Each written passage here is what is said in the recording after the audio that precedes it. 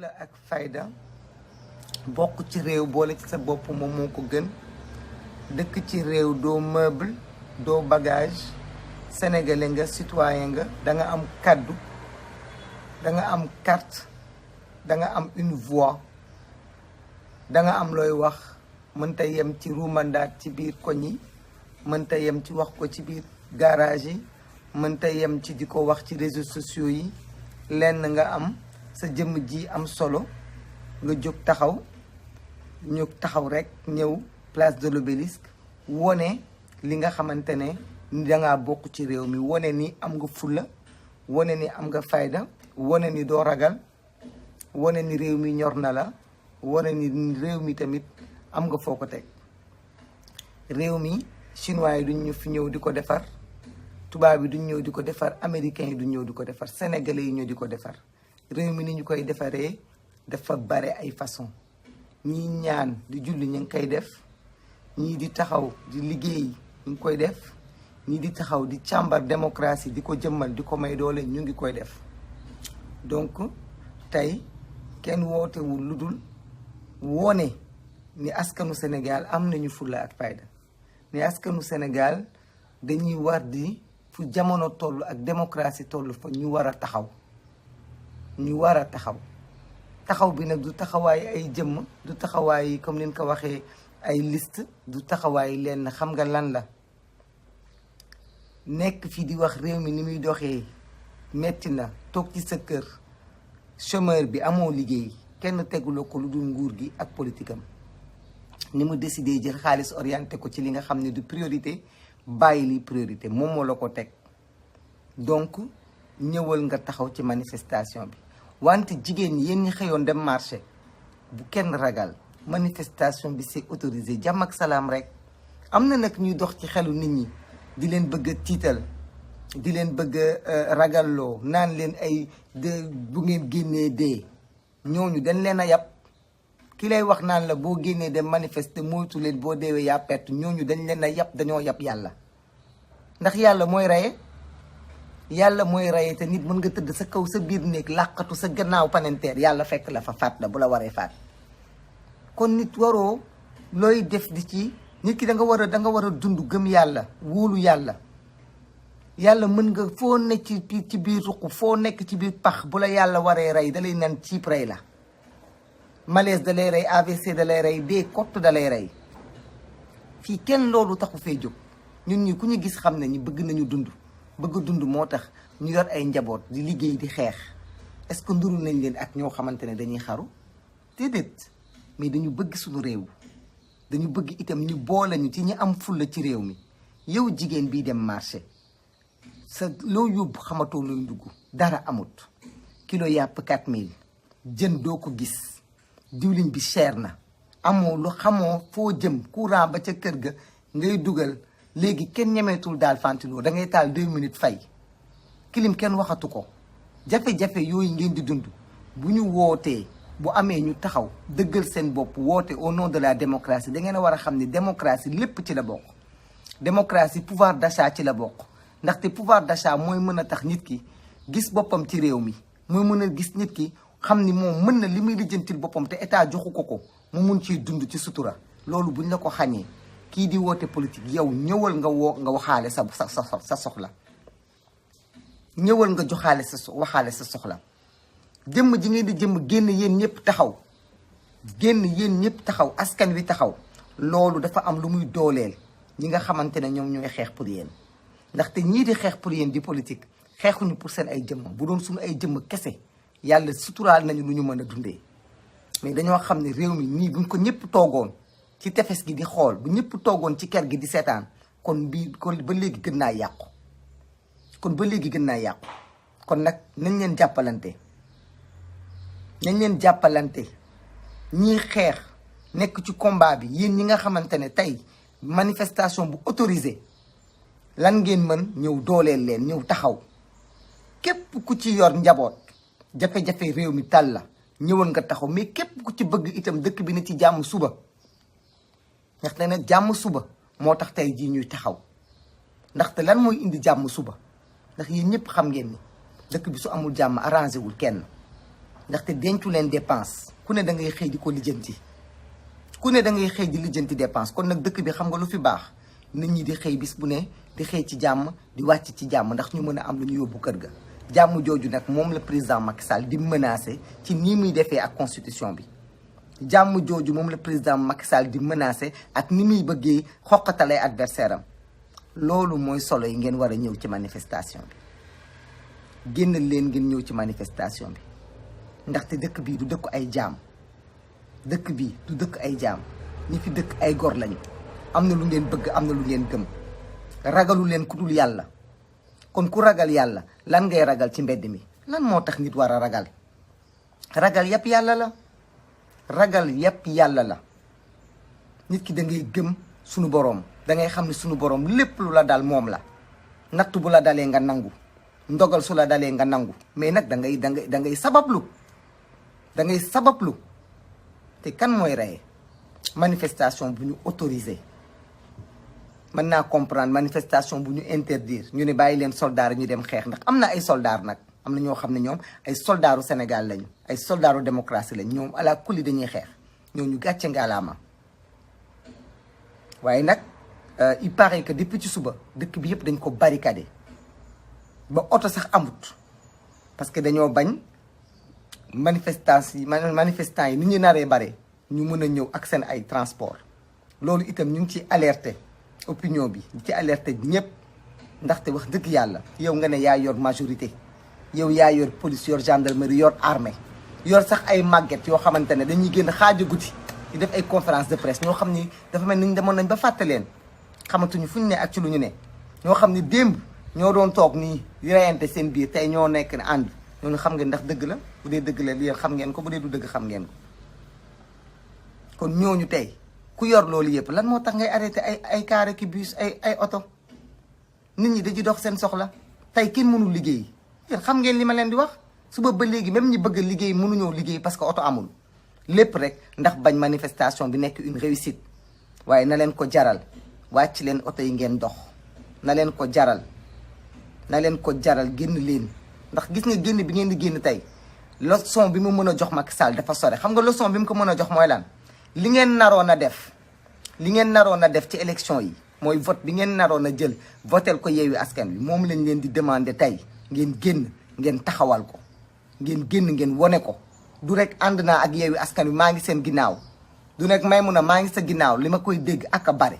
su ma xëyee suba dinaa ko dégg des centaines de fois maa ngi ci sa ginnaaw Maimouna Bousso ñu ngi ci sa ginnaaw déedéet yéen ngi ci ginnaaw Maimouna Bousso tey dañoo woote manifestation génn leen ngeen ñëw Maimouna Bousso dama laa fonk Maimouna Bousso dama laa bëgg tey Maimouna Bousso dafa woote manifestation ngir jëmmal démocratie génn leen ngeen ñëw ci wetam sopp naa la ak nga maa neex li ngay wax daf ma saf dama lay déglu ay yow lii ay yow laa ñëwal ci sama wet ñëwal à mes côtés ñëwal nga taxawuma ñëwal nga taxaw ci sama wet c'est ça que je demande Maimouna yéene naa la nga dem assemblée yéene naa la nga dem feneen ak feneen li ma bëgg te bëgg ngeen defal ma ko mooy ngeen ñëw ci sama wet mooy ngeen génn en masse mooy bépp jigéen képp ku ci am loo doon def ko ba 2 heures gaaw leen ngeen añ ngeen naan seen ataaya bu ngeen ci mën a teg seen lu sedd ku ci yàlla may nga teg ci sa lu sedd bu dee ndox la bu dee jus la bu dee njar la nga dox ndànk ñëw ci rassemblement bi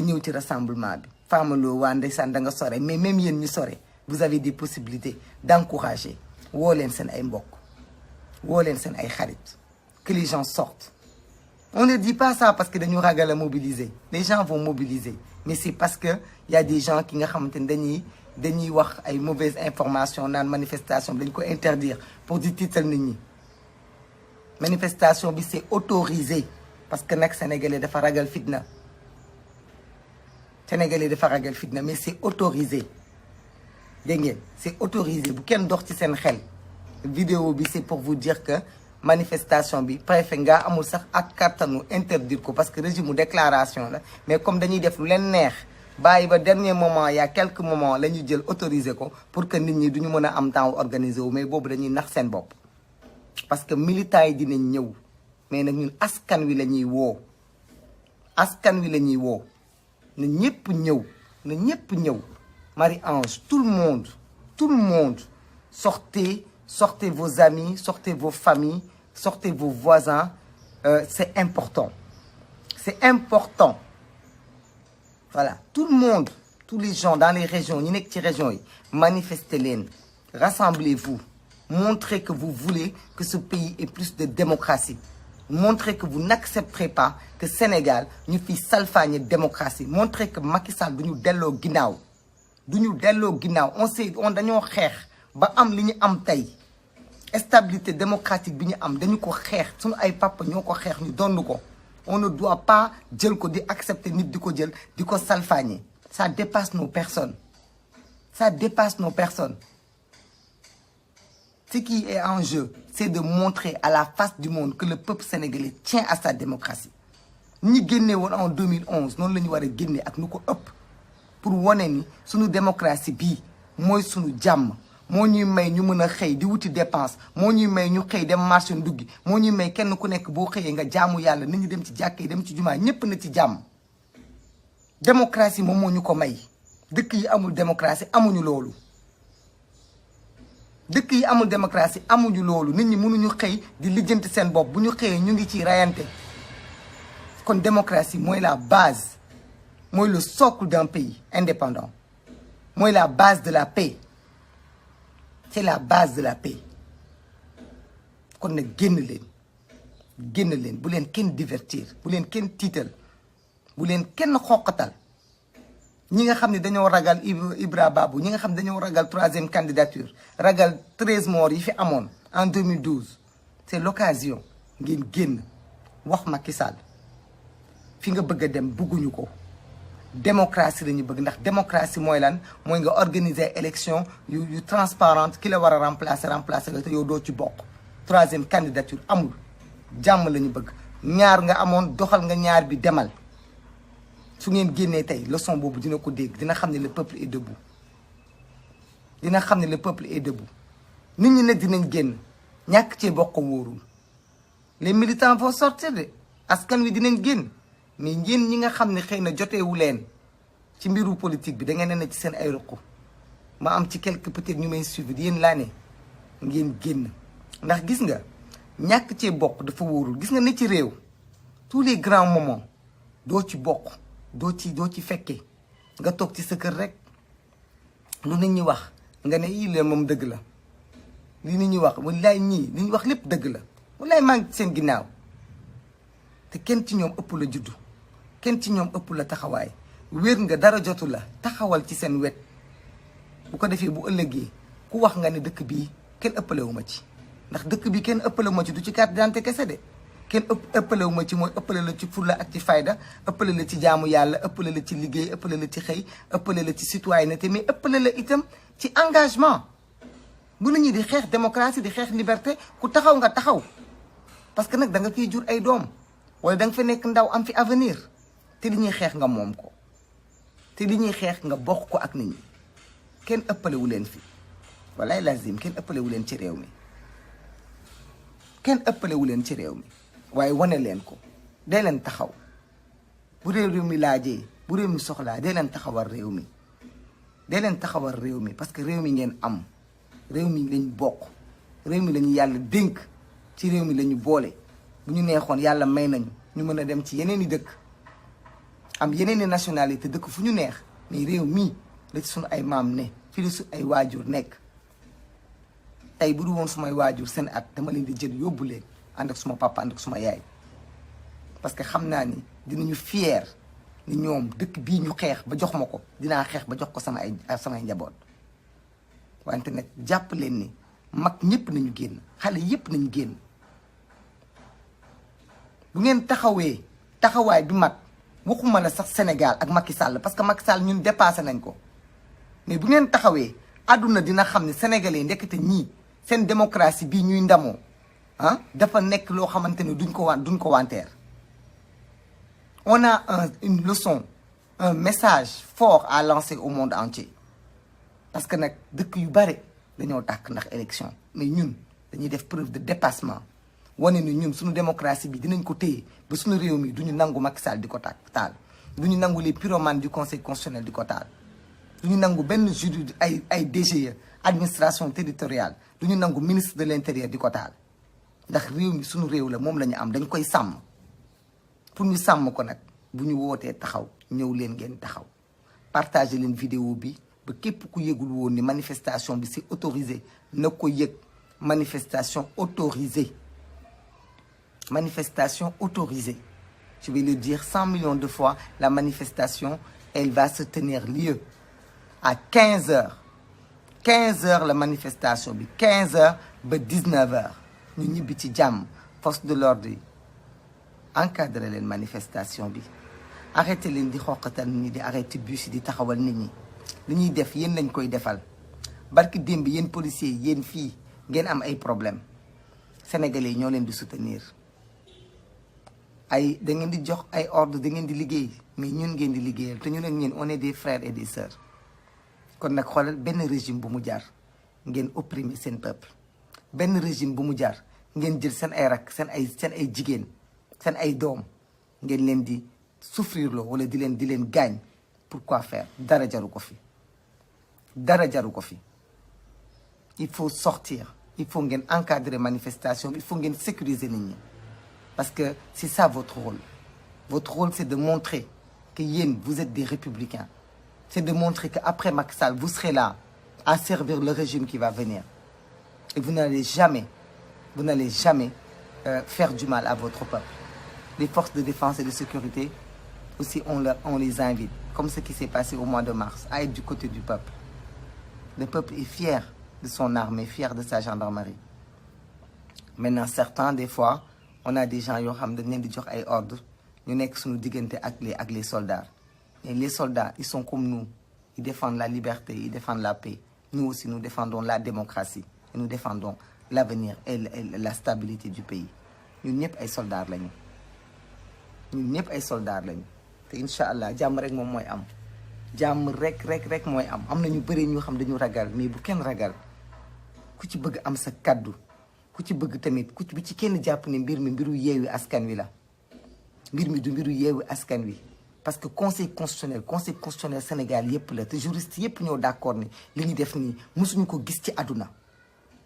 kon nag d'accord ñu ci conseil constitutionnel bi nga xam ne moo fi defoon lu ne njombe maye troisième candidature en 2012 d'accord ñu ci li mu def nii te li mu def nii foofu la jëmale ñëw leen ngeen taxaw ngeen joxe avertissement bi magum waxoon naa ko moo gën magum xamoon naa ko conseil constitutionnel li muy dox baaxul taxaw leen pour ceux qui sont déjà là-bas gàcce ngalaama il y a déjà des jeunes qui sont déjà sur place gàcce ngalaama kenn amul seen fay yéen de vous pouvez être fiers de vous ñenn ñi nag dinañ leen wax ne oui vous êtes des jeunes amu leen lu ngeen def ak ngeen am lu ngeen def da ngeen a am jom rek bëgg seen réew moo tax ba lu ñu woote ngeen taxaw c'est lui qui dit je suis malien merci beaucoup mais même les étrangers doivent venir même ñëpp ñu seetaan live bi nekk ay guinéens nekk ay maliens vous êtes des sénégalais ay frontières moo ñu séparé on est tous des africains li tax ngeen war a ñëw dans la manifestation mooy la paix au Sénégal c'est aussi la paix au Mali c'est la paix en Guinée parce que benn peuple bi lañu bu jàmm amul fii jàmm du am fee vous avez vu ce qui se passe jàmm amul foofu mu yàq suñu relation jàll bi nit ñi les gens en souffrent donc on est le même peuple donc quand on appelle une manifestation au Sénégal quand je suis africain j'y vais moi quand je suis en Europe wala ci beneen dëkk quand c'est un autre peuple qui manifeste j'y vais parce que je vois pas la différence entre man ak ñoom donc vraiment oui il faut faire des repas pour ceux qui sont là-bas on va essayer c'est vrai que le soleil est brûlant on va amener de l'eau on va amener beaucoup d'eau pour que les gens se déshydratent pas et puis il y a un comité d'organisation qui va s'occuper de ça mais daal loolu daal mooy soleil live bi la manifestation est autorisée elle n'a même pas à l'être elle doit juste être encadrée mais comme c'est comme ça que ça se passe y en a qui disent que Paris 16e à 15 heures donc il faut y aller il faut aller dans tous les endroits où il y a des manifestations aujourd'hui manifester ci jàmm jigéen ñi génn góor ñi génn xale yi génn mag ñi génn ñu taxaw ça va être une manifestation pas trop longue 15h 19h nous paraît délivrer les messages qu'il faut. Ceux qui sont en train de s'agiter là et de dire que voilà bu ñu taal réew mi mais kuy manifester ci mbedd woote rassemblement depuis quand rassemblement la taal réew mi mais il faut quand même arrêter. Démb vous étiez de l'autre côté et vous disiez la même chose da ngeen doon wax sax pire que da ngeen di déloger ay président. Pourquoi ñu war a taal réew mi bu ñu bëggoon taal réew mi foog ngeen dinañ fi nekk di sonn nii naan dañuy dugg ci ay kuréelu politique dañuy dugg ci ay coalition dañuy jël di def ay campagne di dépenser ay xaalis kon duñu organiser wu autrement donc il faut arrêter aussi. Il faut pas être de mauvaise foi. Il faut pas être de mauvaise foi. Maintenant on avertit aussi ñi nga xam ne ñoom ñooy préparer naan dañuy infiltrer nit ñi ñu waxante dëgg itam yéen ak ñii ngeen naan da ngeen di infiltrer xamante ngeen yéen a doon ànd démb ak barki démb. Pourquoi vouloir recruter des nervis pour saboter ay manifestations pour lan yow góoru yàlla nga la nga def sa bu ne ñoom ñu koy wax pareeguñu ngay wëlbatiku naan da ngay jël ay nit pour ñu dem dal ci kaw ay nit lan moom ban politique moo ko fi jaar yow nga ne yow yaa am doole kay yow xaaral sa bis élection yaa ngi ñëw say bàcc ngi ci kanam demal nga liggéey demal nga fexe ba yëkkati sa électorat bu ñuy manifester bu la ko sa xol mayul nga seetaan image yi gis ni c'est une réussite les Sénégalais sont sortis bu la ko sa xol mayul nga naan somnifère tëdd nelaw boo yeewoo xëy na fàtte mbir mi mais de là à recruter des nervis pour dem di jaxase ay manifestations jàmbu di jaay nañ yëfu bandi. Après quand vous avez des jeunes qui ripostent ngeen ne leen waaye yéen a yekkatu fitna yi ci faut ngeen arrêter tamit jàmm ñaara koy dox état moo yor doole moo yor police moo yor kii sécurité nit ñi na sécuriser marche bi manifestation ba rassemblement parce que ñu bëri tam dañuy wax marche parce que suñu langue ma fusi du marche rassemblement la point A point B loolu moo tax on comprend pas lu tax ñuy arrêter bus yi dañuy jóg pour dem ci endroit boobu nañ leen bàyyi ñu dem taxaw telle heure à telle heure nit ñi pare ñibbi c'est tout dafa yomb lan moo waral ngeen di ci bëgg a dugal lu ci bokkul am na ñoo xam ne ñu ngi préparé peut-être pour dem di songu ay endroit parce que dañoo bëgg def loolu ça n'a rien à voir ak marché bi te loolu yëpp du ci am parce que gis nga sénégalais yi les patriotes les citoyens ils sont assez responsables pour dox ci leen tax a jóg li leen tax a jóg mooy dajalewu en masse place de l'obélisque leneen taxu leen jóg avancer leen bu leen kenn xoqatal bu leen kenn tàppetloo ku ci toog ci sa kër ragal ne ci sa fit bi naan tëf ba génnuloo xoolaatal sa bopp nga ne sénégalais nga 100% kenn ëppalewu la ci réew mi ñuy woote manifestation donc kenn wootewul guerre de du guerre la ñu woote du rayante la ñu woote wuñu xeex ñëw leen ngeen rassemblé wu sa fit di tëf-tëfi nga ne non su ma demee dara mën na maa dal ci yoon bi xoolal kii ci kaw xoolal yàlla foo mën a ne mu mën la fa fekk lan moo la war a dal góoru yàlla yi dëggal leen seen bopp yaay faal yi dëggal leen seen bopp borom baax yi génn leen na ñëpp ñëw ci manifestation bi tout à l'heure na ñëpp ñëw voilà na ñëpp ñëw non énergie bi du jeex nday màgget énergie bi du jeex manifestation bi na ñëpp ñëw voilà donc am na ñu may laaj sama numéro bon venez inbox dinaa leen ko jox sinon voilà loolu kese mooy soloy wax bi partager leen mais aussi faites des vidéos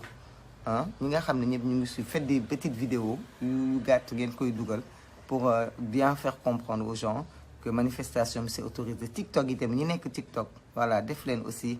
def leen ay petit TikTok ay petit snap ci biir TikTok yeeg ak Instagram yeeg yooyu. Y en a quelqu'un qui m'avertit que dafa am bus bu doon jóge Kaolack di ñëw dañ ko arrêté c'est pas normal force de l'ordre yi bàyyi leen bus yi ñu circuler bàyyi leen bus yi ñu circuler dégg nga bus yi bàyyi leen même Dakar bi les gens ont du mal à circuler suba ba léegi bus yi dañ leen téye bàyyi leen bus yi ñu circuler bàyyi leen bus ñu circuler on peut pas arrêter la mer avec ses bras te di arrêter nit ñi di leen doxloo ci àll bi ñuy ñëw loolu moo mën a indi ay attroupement indi ay embouteillage indi ay affaires c'est pas malin c'est pas stratégique stratégie bi mooy bàyyi leen nit ñi ñu dajaloo ci benn point ngeen mën a sécuriser point boobu voilà dégg nga de bàyyi leen nit ñi ñu ñëw ci benn point ngeen mën a sécuriser point bi moo gën ngeen di arrêter nit ñi parce que même si vous les arrêtez les gens vont continuer donc dox yooyu ñuy dox insécurité mën na ci am parce que mënu leen sécuriser dëkk bi yëpp donc vraiment à tous qui sont apeurés aussi ñi nga xam ne ñëpp dañoo tiit dañoo nekk fii di faire monter l'adrénaline di wax ay waxu fitna di def ay conférences de presse en finir mais vraiment dans ce pays on est dans quel pays lii rek mooy wane ne démocratie bi dafa nekk en danger des gens qui ont le droit def politique def manifestation wax seen message bu ñu génnee wax ay nit di génn di leen tontu bu ñu waxati quoi mais si kenn mësul gis lii rek war na tax nit ñi xam ne ce pays est en danger que démocratie bi c'est en danger léegi kenn amatul droit génn wax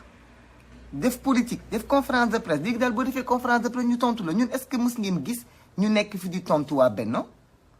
dañuy def seeni conférence de presse ñun suñu yoon nekkul ci ñoom mais ñoom léegi à chaque fois que opposition bi def conférence de presse dañuy organiser 1001 conférence de presse yii pour saaga ñu yii pour tontu ñu yii pour xoqatal suñu ay militants arrêtez quand même donc sénégalais dañu xam ne ñun li ñuy def nekkuñu fi di tontante kenn amuñ seen jot malgré que ñoom ñoo am pouvoir waroon liggéey parce que ñooñu ñëpp toog foofu dañu yor institution kenn ki nee na CSE la yor ka ca des nee na assemblée la yor ka ca des nee na xaw ma sax moom lu mu yor ay envoyé xaw ma lan super spécial nga nañu sorti suñu ay base yow ban base nga am yow amoo base Grand Yoff bii nga bëggoon langaamu ñu ne la fii muus du fi naanee ñeex parce que ñun waa Grand Yoff lañu nga dem Kaolack ñu ne dàq la fan mooy sa base ban base ngay génnee xanaa base u làmmiñ de moom mën ngeen ko am ak base u conférence de presse waaw loolu daal ngeen am mais base yi ngeen am moom kenn gisu ko xam naa da ngeen jàpp ne ñun amuñu ay base mais ñun ay doomu Sénégal lañu foo dem am nañ fa ay nit ñu ne géen yemuñu ñun kenn dénkuñu lu ñu tëlle ñu dàquñu mais yéen bu ngeen demee ba yor ministère de la parole xam ngeen ni gàcce mu ngi bëgg a dëkk arrêté leen bu ngeen demee ba yor ministère de la parole te nekk ci réew mi yor ay responsabilité mënu leen ko doxal amu leen lu ngeen di def liggéeyalu leen réew mi ça montre que ay chômeur ngeen toog ba xaaja guddi ngeen di def ay conférence de presse pourtant da ngeen a yor ay responsabilité yor ay caisse noire yor ay fonds carburant bi ngeen yokk da ngeen cee yor quota bu dul jeex loolu yëpp lan la ça vous sert à quoi liggéeyu leen amu leen lu ngeen def lu du opposition bu waxee guddi bëccëg ngeen wax guddi bu waxee guddi ngeen wax bëccëg loolu mooy seen liggéey jamono yi kon ñi ngeen sonn parce que nag préparé leen pré-campagne daa ngi commencé te ñu ngi ñëw ci seen kaw bu dee heure bu ñu waxee ngeen wax rek yéen ngeen takk micro yi wax ji dina sotti manifestation bi c'est à 15h de 15h à 19h donc na ñëpp ñëw faites passer les messages partagez leen faites des mini vidéos dugal leen ko fu ngeen ko mën a dugal na ñëpp xam ni amul dara ce sera encadré sécurisé par les forces de l'ordre par la police que tout le monde vienne maintenant les infiltrés ne pensez pas à ça il y aura rien du tout il y a des gens dañuy xëbalaate rek dañuy wax loolu ci kaw pour nit ñi ragal a génn voilà mais amul benn problème ñëpp dinañ ñëw Ndeye Maguette yow inbox ma looy sol ma sol looy sol voilà donc inbox ma loo sol rek loolu lay sol voilà donc nañ def noonu ba ci kanam incha allah Moussa Sow mi salminima no feewi nayi mi salminima donc bandiraɓe haalpular ɓayɗi won haalpular binduɗo onon fof oɗon ñaagui onon fof jalte hen hannde ko démocratie noddi noddana ko démocratie yeewi askanu noddi ko manifestation yo yimɓe fof jaltu min kollira henne wuro ngo won heddiɓe ɗo ɓe ngannduɗa jabata henne démocratie ina yabbe ne waɗi piétine ala min jabta ɗum onon fof jalte ngare manifestation machallah hakkude 3h et 19h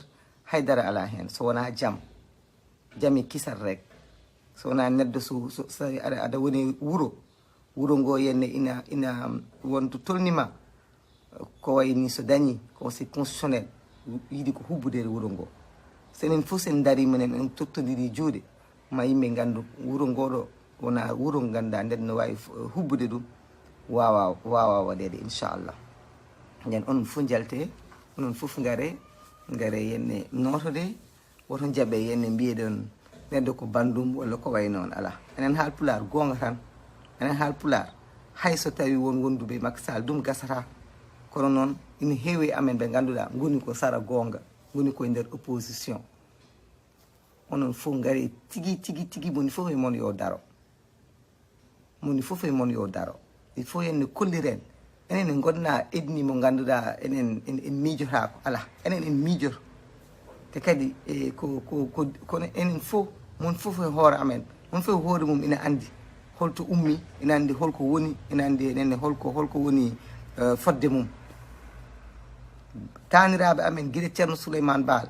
kaɓani démocratie daranima démocratie wona hande o jaɓenten yenne Macky Sall walla yimɓe Farba Ngom gujjo milliard uji amen yo daro yenne waɗa salfañe démocratie amen en jabta ɗum par ce que wuro ngo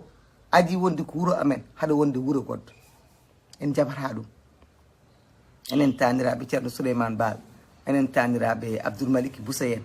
enen be yenne taniraɓe amen mbi fof mon fof dari ko darde mum ha ta timmi hay goto amen jaɓata ɗum minen min gona faire valoir de qui que ce soit ay neɗɗo sa woni dimo poɗɗa ko darde dimo ɗum woni lawol ko ɗum tan woni lawol ɗum tigui woni lawol onon fof daroɗe mi wiyani yenne so woni haalpular ne foti hollirde hoore mum kono won haalpular carminɗo mbimi kala poɗɗo darade haalpular ɓuuri fodde darade kala poɗɗo darade ko haalpular ɓuuri fodde darade enen darde amen foti ko mawnude par ce que won yimɓe henne gondi o wiide wi neddo ko bandum kune neddo ko bandum enen poti hollirde enen neddo ko bandum kono bandiraɓe amen ko sénégalais bandiragal amen ko wonde sénégalais bandiragal amen wona affaire de ka haalpular ka mbimi ka séréer ala enen goni sénégal ko enen goni afrique enen haalpular en jiwi sénégal ko enen goni afrique enen goni aduna dow ha égypte taniraɓe amen nan toon afrique o fof sono feccete no hay goto ɓurata amen gueɗal enen goni afrique enen en paasi yenne demgal en paasi yenne haala tan ala en mbaɗi dépassé on level amen ko level international level amen ko level international level africain level panafricain wona affaire de Matam Podor alpular yo daro yo hollir kamɓe sénégalais woni bandum sénégal fof woni bandum joni noon mi pularam yenne ina oñi noon nani donc je reviens au wolof et je conclus donc maa ngi leen di nuyu di leen sargal di leen jox rendez-vous ci kanam tuuti inchallah à un rassemblement nu ñëpp ñëw et puis nag ñëpp jàllale bonne journée à tout à l'heure takk leen dàll yi bu baax a baax à tout à l'heure